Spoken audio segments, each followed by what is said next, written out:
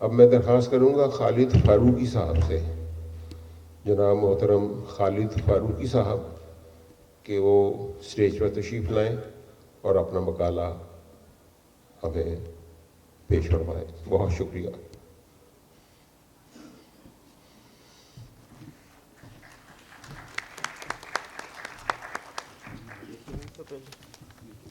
السلام علیکم ورحمۃ اللہ وبرکاتہ۔ میں آج اپنے اس خطاب کے آخر میں علامہ اقبال علیہ الرحمہ کا ایک شعر پیش خدمت کروں گا۔ ہیں تو وہ دو مصرے ہی، مگر کائنات کے حقائق اور اسرار کا احاطہ کیے ہوئے ہیں۔ میری آج کی یہ بات بھی تقریباً اسی شعر کی عکاسی ہوگی۔ وہ اس طرح ہے: بسم اللہ الرحمن الرحیم۔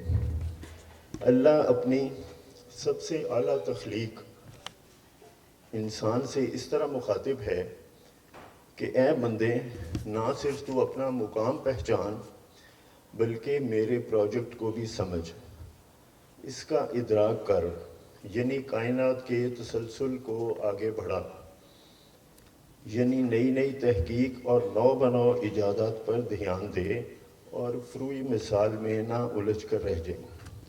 وقت کا ایک ایک لمحہ اہم ہے۔ فکر کر کہ تیرا آج کا دن گزشتہ روز سے بہتر ہے کہ نہیں۔ تو نے جس شعبے میں بھی اس میں جدت پیدا کرنی ہے، بقول اقبال، ہر ایک مقام سے آگے مقام ہے تیرا، حیات ذوق سفر کے سوا کچھ اور نہیں۔ اسی طرح علامہ پرویز رحمۃ اللہ علیہ کا قول ہے کہ کائناتی علم عقل انسانی کو حقیقت کے قریب لے آتا ہے۔ کائناتی علم کیا ہے اسے دیکھتے ہیں۔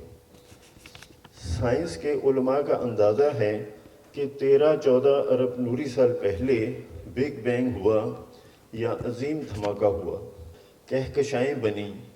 انہی کہکشاؤں میں سے 4 ارب سال پہلے ایک ستارہ یعنی کہ ہماری زمین الگ ہو گیا۔ یہ جو ہماری زمین تھی، دراصل یہ آگ کا ایک دہکتا گولا تھا۔ آسمانوں پر سے اس پر پانی برستا رہا اور یہ ٹکڑا ٹھنڈا ہوا تو مٹی وجود میں آئی۔ اسے ہم اس طرح بھی کہہ سکتے ہیں کہ اس دہکتے گولے میں ہیوی پارٹیکلز نیچے چلے گئے اور لائٹ پارٹیکلز اوپر آ گئے تو وہ ٹھنڈے ہو کے پہاڑ بن گئے۔ اور اسی طرح اس میں ایک ایسی مٹی وجود میں آئی جس میں زندگی کے آثار رکھ دیے گئے تھے، اور یہ آثار اس وقت بھی تھے جب یہ ایک دہکتا گولا تھا۔ اب آپ غور کیجئے کہ کائناتی حرکات جو ہیں وہ کیا ہیں۔ کائنات میں ہارمنی ہے، بیلنس ہے، میوزک ہے، موسیقی اور ردم ہے۔ تمام چیزیں کسی ردم کے ساتھ چل رہی ہیں۔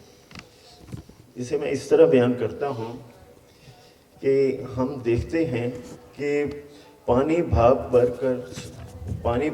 کر سمندروں سے اٹھتا ہے، آسمان پر بادل بنتے ہیں اور زمین پہ برستے ہیں۔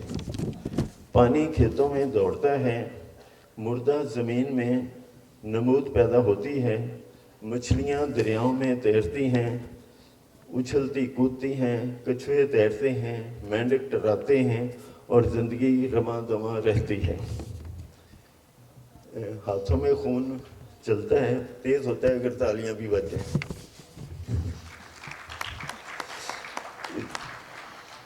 شکریہ۔ اس طرح انسان کو بھی اس کائناتی عمل کا حصہ بننا ہے اور خدائی منشا کے مطابق اپنی نشو نما کرنی ہے۔ اپنی نشو نما کا ادراک ہماری آنکھوں پر ہوا ہے کہ نہیں، اس کے لیے ہم آتے ہیں انسان کی زندگی پر۔ کامیاب زندگی اپنے اوپر اعتماد کے بغیر ممکن نہیں۔ انسان کی خودی اور اعتماد اس کی زندگی کا جوہر ہے۔ ہر انسان اپنی خودی اور احساس کے اعتماد پر اسی طور پر ناگزیر ہے جس طور سانس لینے کے لیے آکسیجن ناگزیر ہے۔ ہمارے کال و فعل میں جان پڑتی ہے، اعتبار قائم ہوتا ہے تو اعتماد سے۔ ہماری خودی اور اعتماد ہی تو ہے جس کی بدولت کوئی بھی انسان کسی بھی صورتحال میں ہمت ہارے بغیر، مایوس ہوئے بغیر اپنی صلاحیت کو بروئے کار لاتا ہے۔ عقل اور فکر کا مالک انسان یہ شعور بھی رکھتا ہے کہ کچھ اس کے مقصد حقیقی کے مطابق ہے اور کیا کچھ اس کے خلاف۔ حقیقت واقعی تو یہ ہے کہ کارگاہ حیات میں وہی کامیاب ہوا قد افلح من زکاہا 91/9، جس نے اپنے مادی وجود کو تقوی کو بنیاد بنا کر با مقصد وجود کے تابع رکھا۔ جس نے اس کے الٹ کام کیا اور اپنے مادی وجود کی دیکھ بھال میں ہی لگا رہا، وہ اس کارخانہ حیات میں ناکام رہا۔ اب آخر میں یہ کہنا چاہوں گا کہ انسان خالق کائنات کے مطابق بلند خودی اور اعتماد کے سہارے اللہ کی مقصدیت کو اپنی مقصدیت بنانے کا پابند ہے۔ اسے نہ صرف رسول امی کی پیروی میں صادق اور امین بننا ہے، بلکہ صفات خداوندی ہیں الملک القدوس السلام المومن المہیمن عزیز الجبار المتکبر جیسی خدائی صفات پر غور کرنا ہے، انہیں پرکھنا ہے، سمجھنا ہے، اپنانا ہے۔ مثلاً اللہ تعالیٰ کی صفت اگر رزاق ہے تو تم رزاق بن جاؤ اور برابری کی بنیاد پر ایک معاشرہ تشکیل دو۔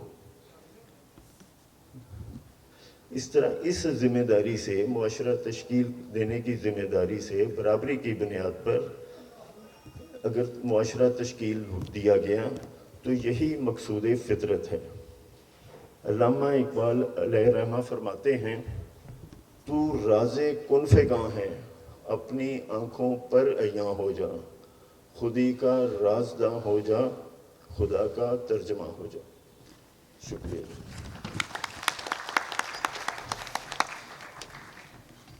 بہت شکریہ محترم خالد فاروقی صاحب، بہت ہی پرمغز آپ کا مقالہ تھا۔